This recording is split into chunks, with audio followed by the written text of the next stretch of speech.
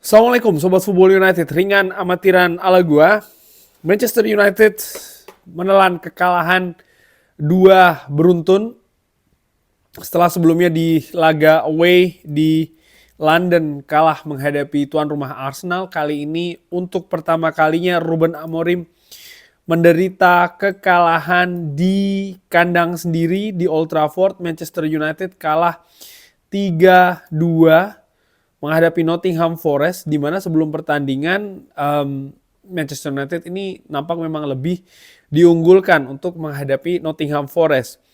Ruben Amorim sendiri ya, ini adalah pertandingan yang ke 1, 2, 3, 4, 5, 6. Pertandingan yang ke-6 bersama dengan Manchester United dan sudah menderita kekalahan lagi nih. Jadi 2 kekalahan secara beruntun. Gue sudah bikin reviewnya, kali ini seperti biasa gue akan membahas rating pemain. Tentu saja dalam kekalahan seperti ini maka nilai tidak bagus, rating juga tidak bagus. Gua mulai dulu dari Andre Onana. Sebenarnya di musim ini ya, di pertandingan-pertandingan sebelumnya dia merupakan sosok yang krusial, pemain yang vital, dan gua tahu ketika menghadapi Nottingham Forest tadi dia tampil buruk, bencana buat Andre Onana. Tapi ya, sebelum gue memberikan nilai ataupun rating ini, ada baiknya juga kalau ingin berpendapat bahwa Andre Onana begini dan begitu, harusnya begini dan begitu, diingat juga nih ya, bagaimana dia adalah sosok vital di lini belakang Manchester United yang sayangnya di pertandingan tadi ini melakukan individual error. Gue nilai dia 4. Andre Onana. Kenapa?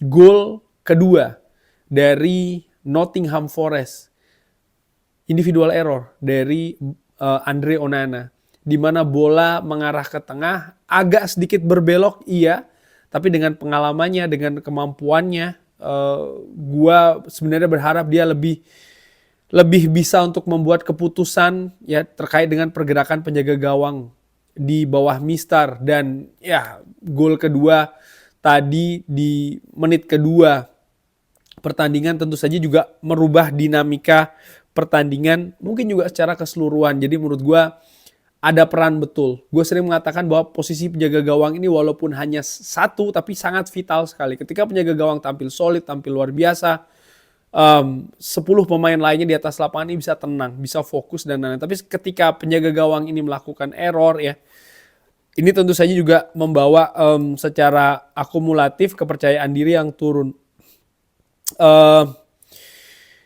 Umpan akurasi 89%, long ball 50%. Tadi ada juga situasi bahwa Andre Onana ini ya seperti kayak ingin mengambil tendangan bebas tapi mengulur waktu, tapi juga tidak bagus menurut gue umpannya. Dan secara keseluruhan ini bukan pertandingan yang bagus bagi Andre Onana. Gue nilai dia 4 di pertandingan ini, individual error dari sang penjaga gawang. Namun demikian sekali lagi gue ingin ingatkan juga ya, mungkin kan sering sekali nih ketika ada pemain-pemain jelek seperti ini langsung komentar, serangan, serampangan, dan lain-lain mengatakan ini dan begitu. Tolong dilihat juga bagaimana sebenarnya dia memiliki potensi yang besar. Leny Yoro. Leny Yoro diberikan posisi starter tadi, pertandingan kedua bersama dengan Manchester United, starter pertama. Gue beri dia nilai 5. Ground duels 0. Aerial duel dari 3 yang dicoba 0. Keberhasilannya tidak banyak hal dari sisi defending menurut gua yang dilakukan di lini center back sebelah kanan. Tackles 0, intersepsi hanya 1, tendangan yang diblok juga cuma 1. Dia bermain selama 66 menit sebelum digantikan oleh Nocer Mozraoui. Nampaknya memang ini pembelajaran juga yang keras ya bagi seorang Leny Yoro. Gue beri dia nilai 5. Nilai 5 juga untuk Matthijs de Ligt, rapot merah nih menurut gue. Lini pertahanan Manchester United tampil dengan 65 menit. Duels yang dimenangkan 100%, aerial duels yang dimenangkan 100%. Long ball dari 6 percobaan hanya 1 yang berhasil. Menurut gue Matthijs de Ligt sebagai sebuah unit pertahanan, anggota dari unit pertahanan, tampil jelek di pertandingan tadi. Matthijs de Ligt Gua merasa dia harusnya bisa mungkin berbuat hal yang lebih terkait dengan misalnya gol ketiga dari Nottingham Forest ya. Lalu juga ya gua menilai ada banyak situasi momen-momen bagi Nottingham Forest yang membuat berbahaya lini pertahanan Manchester United. Gue juga menilai ada peran dari Matthijs de Ligt sebagai anggota unit pertahanan dari Manchester United. Lisandro Martinez, gue nilai dia 4 sama dengan Andre Onana. Di gol pertama dari Nottingham Forest, salah secara koordinasi menurut gue ya. Dia justru memarking pemain yang tinggi besar dan tentu saja dia kalah. Ada beberapa cuplikan di sosial media memang memperlihatkan Lisandro Martinez yang tidak pas sebenarnya memarking pemain dari Nottingham Forest yang mencetak gol pertama. Lalu di gol ketiga dari Nottingham Forest pun juga demikian. Bola sundulan dari Chris Wood yang melewati Andre Onana, tidak bisa kalah duel ya, Leny Yoro. Lalu Matthijs de Ligt juga gagal untuk menghadang bolanya karena mungkin terlalu tinggi. Tapi Lisandro Martinez harusnya dia memiliki kemampuan yang lebih baik lagi untuk men-screening posisi dia. Dia tahu ada di mana sehingga dia sebenarnya ada peluang untuk bisa menghalau, ada opsi untuk bisa menghalau bola tersebut, tapi dia justru salah keputusan. Dia mungkin mengira bolanya out tapi justru masuk ke gawang Andre Onana, dan gol ketiga tadi memang secara total merubah banyak situasi di atas lapangan ya. Dinamikanya jelas Manchester United sangat tertekan setelah gol ketiga dari Nottingham Forest. Amad Diallo, gua beri Amad Diallo ini 7, 2 key passes, duels yang dilakukan 13, 5 berhasil dimenangkan. Lalu umpan akurasi 84%. Ada beberapa ancaman yang dilakukan oleh Amad Diallo. Menurut gua dia mengancam dari sisi sebelah kanan, nampak lebih nyaman setelah Nocer Mazraoui yang masuk di babak kedua. Ya, sayang sekali Amad Diallo yang juga memberikan sebuah assist ya di pertandingan tadi. Tapi ya, sepak bola adalah kerja unit menurut gua. Sayang sekali dia juga tidak bisa menjadi solusi yang lebih di lini depan Manchester United. Tapi secara keseluruhan gue menilai dia tampil oke di pertandingan tadi. Gue beri dia nilai 7. Kobbie Mainoo, gue beri dia nilai 6. Ini merupakan penampilan kedua. Ada 2 key passes di pertandingan tadi. Umpan akurasi cukup tinggi 92%. Ground duels 50%. Area duels juga sedikit lebih tinggi daripada 50%. Gue berharap ada bisa lebih solusi-solusi dari lini tengah seorang Kobbie Mainoo, tapi nampaknya juga dengan situasi Kobbie Mainoo yang baru kembali dari cedera, ini juga pertampilan pertama kali dia 90 menit setelah dia absen cedera. Menurut gue mudah-mudahan ini bisa menjadi dasar untuk dia tampil lebih bagus lagi. Kobbie Mainoo. Ugarte, gue nilai dia tampil 8. Ugarte di pertandingan tadi tampil kokoh di lini tengah. Long ball 3 percobaan, 2 berhasil capai target. Ada big chances created 1, key passes 2, 50% ground duels dimenangkan, aerial duels yang dimenangkan 100%. Dia tampil solid di lini tengah Manchester United. Kemungkinan kenapa dia diganti di menit ke-76 adalah rotasi ya, situasi fisik dari Ugarte. Menurut gue Ugarte ini menjadi pilar di lini tengah, dan gue tidak heran kalau dia akan mendapatkan kesempatan lagi di pertandingan selanjutnya bagi Manchester United. Secara keseluruhan mungkin dia inilah yang tampil paling bagus di lini tengah Manchester United ataupun secara keseluruhan permainan Manchester United. Gue beri dia nilai 8. Diogo Dalot.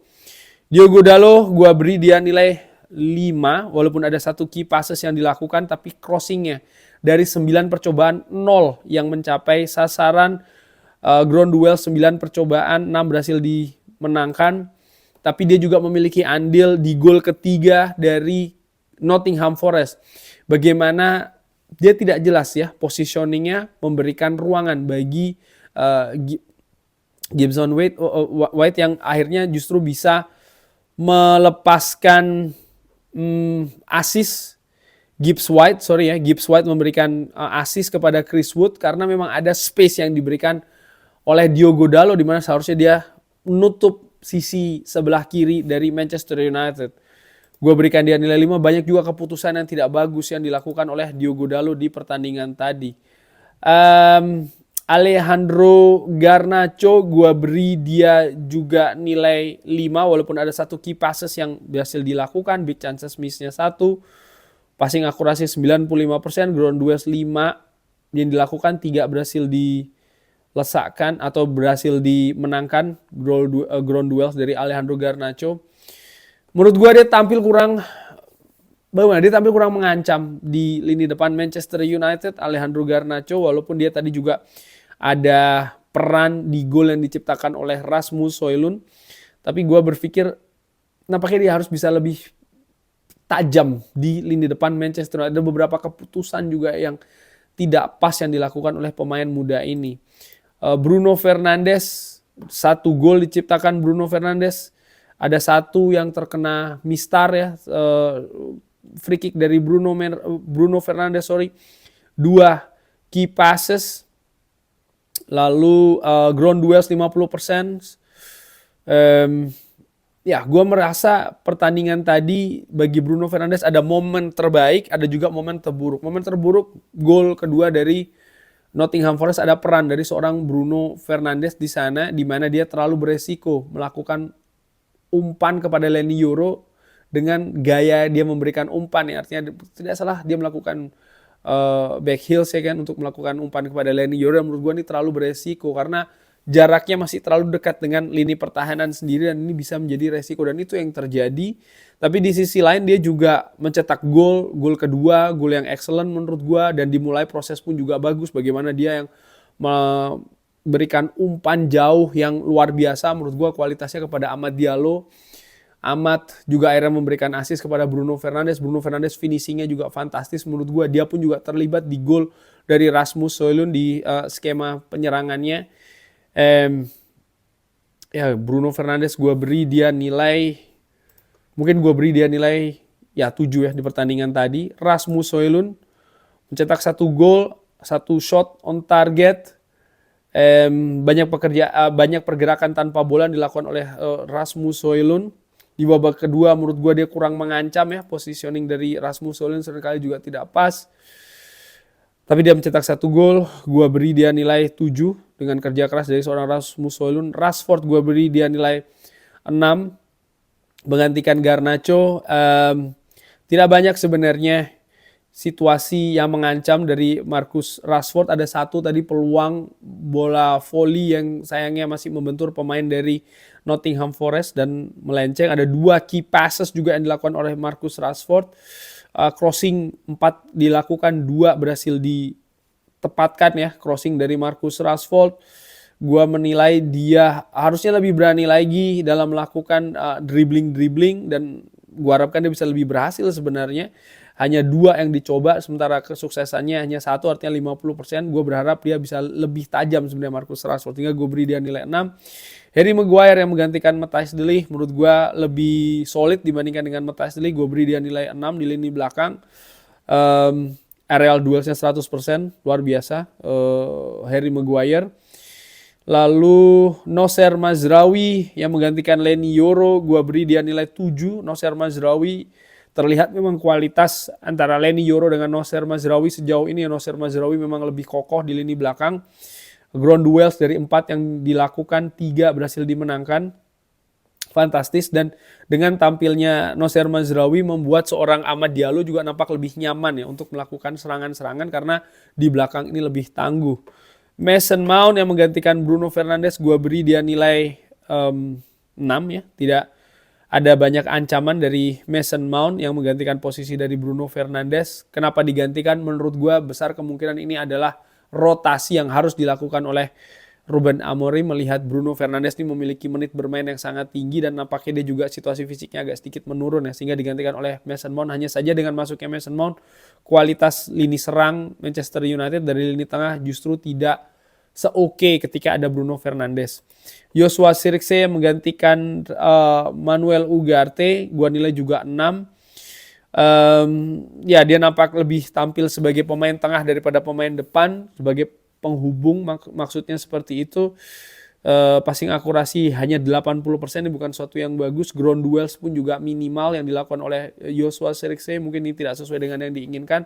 Gue tadinya berharap justru dengan adanya Joshua Zirkzee bisa menambah orang di kotak penalti dari Nottingham Forest, sehingga ya mungkin ketika ada crossing yang ingin dicoba dan lain-lain, ini ada pemain dengan keunggulan fisik, tapi itu tidak terjadi sayangnya di atas lapangan. Ya secara keseluruhan kalau dilihat dari statistik ini kalau dilihat dari rating memang Manchester United sebenarnya tidak cukup oke, karena kalau menurut gua dari cara bertahan terlalu banyak individual error, sementara dari lini depan pun juga walaupun mereka menciptakan peluang, mereka menciptakan momentum, tapi ketajaman tidak ada. Dan secara keseluruhan gua menilai bahwa skuad Manchester United ketika dalam tekanan ternyata mereka masih belum tangguh nih. Karena ketika tadi situasi mereka ketinggalan 1-3 ataupun 2-3, mental karakter ini yang lebih banyak terlibat di sana. Dan ketika situasi tersebut tertinggal 2-3 dengan menit bermain yang semakin sedikit, justru banyak sekali kesalahan-kesalahan yang dilakukan oleh para pemain Manchester United di atas lapangan. Kalau dilihat dari statistik, 72% ball possession berhadapan dengan 28% dari Nottingham Forest. Manchester United ini unggul telak ya, sangat dominan sebenarnya di pertandingan tadi. Expected goals juga Manchester United 1,5, tapi Manchester United bisa mencetakkan 3 gol. Sementara Nottingham Forest expected goalsnya sebenarnya hanya 0,69, tapi Manchester United tadi 1,55, tapi mereka bisa mencetakkan 2 gol ya, berarti di atas XG. Sementara Nottingham Forest 0,69, tapi mereka justru bisa mencetakkan 3 gol. Karena memang gol-gol yang tercipta juga banyak peran dari individual error pemain Manchester United, utamanya di lini belakang dan juga lini tengah di situ. Ya, ini merupakan hal yang harus diperbaiki oleh Ruben Amorim. Inilah fakta skuad Manchester United ya. Secara individu memang banyak sekali yang harus diperbaiki oleh Ruben Amorim. Inilah faktanya seperti itu, dan itulah tadi rating yang gue berikan kepada para pemain Manchester United. Bagaimana menurut Sobat Football United? Seperti biasa silahkan drop di kolom komen. Terima kasih sudah menyaksikan. Jangan lupa like, share, dan juga subscribe. Assalamualaikum warahmatullahi wabarakatuh. Thank you.